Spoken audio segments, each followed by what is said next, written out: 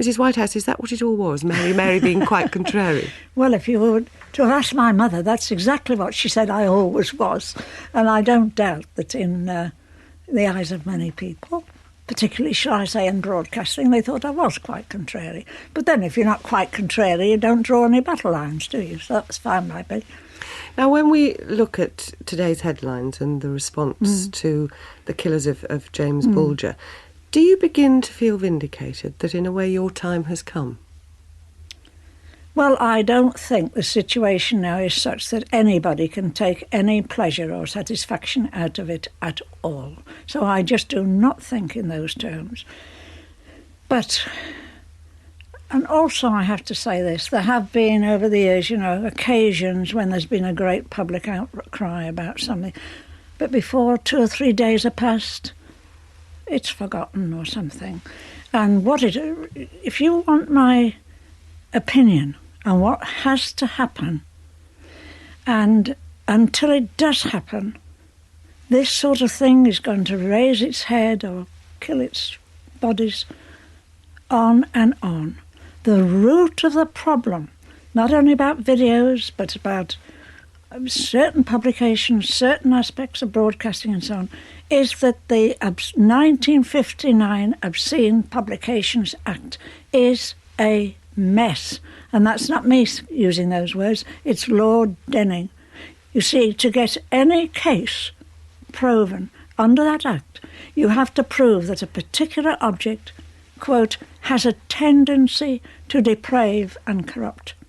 Now, I've yet to find anybody who can tell me how you prove a tendency. But has the connection, if we look at this current case that's been going on now, has the connection with violent videos perhaps been exaggerated? Both the police and the Home Office have said they found no evidence to connect. Oh, no. Well, if you look at this thing worldwide, and it's one of the things I've done in my book, is to go back and show how across the world, particularly in parts of America, there has been research after research, been altogether 700 pieces of research which showed a link between televised violence and pornography and human behaviour.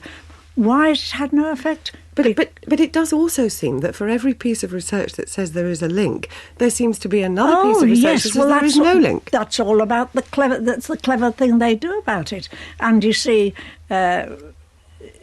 out comes a piece of research, and straight away some interested body comes and says, no, that is incorrect and that is incorrect. But if you go back to what I would call the genuine research, and these are people with no vested interest whatsoever, it is there. And if one uses one's common sense, I mean, why do we need research?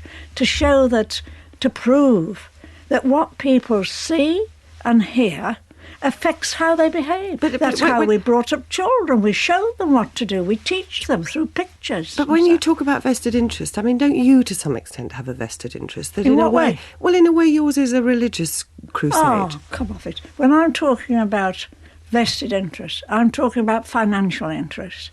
Now, as far as I personally am concerned, I've never taken a penny in any kind of salary for what I do. There is no vested interest there at all.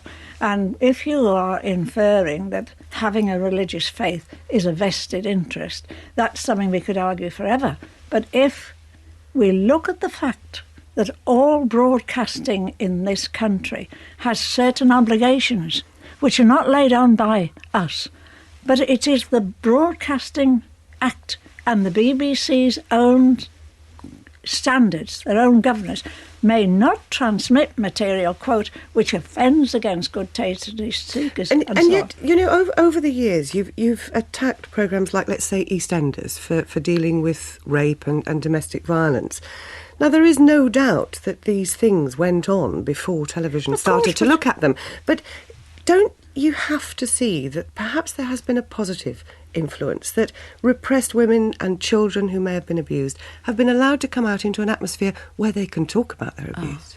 Look, EastEnders comes out in family viewing time.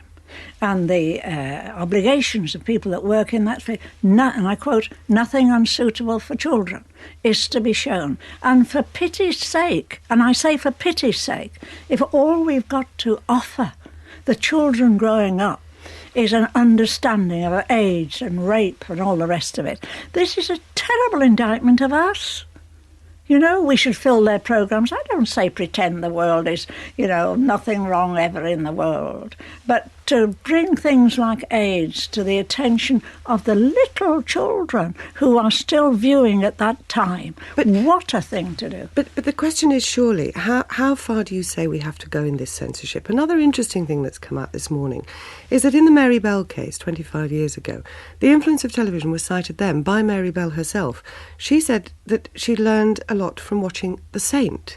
Now, that is not something that you would have immediately picked on as being a video nasty, particularly violent. How far would you say then we have to go in our censorship of television? Well, I say, and I'm not going to quote it again, there are the obligations that lie. There is also legislation on the statute book now, which makes it, the Child Protection Act and so on, is already there. How far do we go?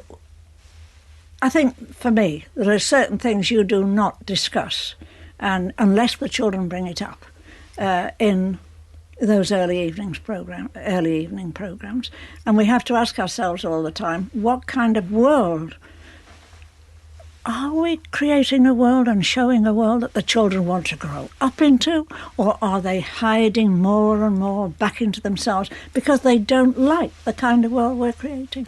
It's very interesting looking through your book that you make no mention at all of Claire Short, who of course tried to get page 3 banned. Yes. Do you not acknowledge perhaps what you have in common with the feminist cause? I was a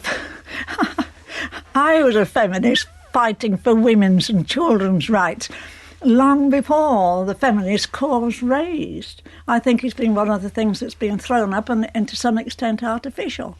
I've never found it a difficulty to be a woman, and I've never felt or experienced that because I'm a woman I haven't been allowed to do things. But you call yourself a feminist, would you, fighting for feminist causes? No, I call myself a woman. Mary Whitehouse, thank you very much for being with us. Thank you.